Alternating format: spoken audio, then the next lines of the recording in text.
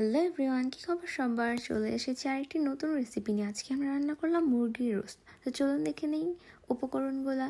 আমরা এখন নিয়ে নিয়েছি বাদাম বাটা, গরুর দুধ, পেঁয়াজ, আর নিয়েছি আলু। তারপর নিয়ে নিয়েছি আমরা যে রাঁধুনির রোস্ট মশলাটা। এখন আমরা এই তো আমাদের মুরগির মাংসগুলোকে আমরা 2 পিস করে কেটে নিয়েছি, যেহেতু মুরগিটা অনেক বড় ছিল। আর এখানে নিয়েছি কাঁচামরিচ, আদা রসুন বাটা, আর এখানে নিয়েছি কতগুলো মশলা।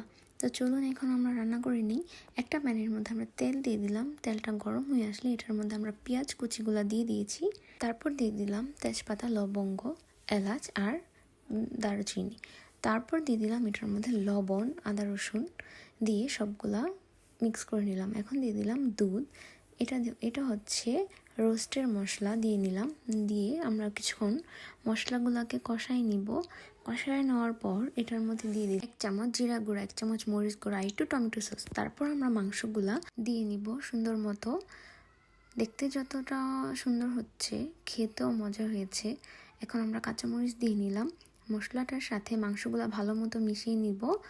এটাকে একটুখানি রান্না করার পর দিয়ে দিলাম আলু। আপনারা আলুটা চাইলে স্কিপ করতে পারেন, বাট যেহেতু নতুন আলু মজাই হয়েছে দেওয়াতে।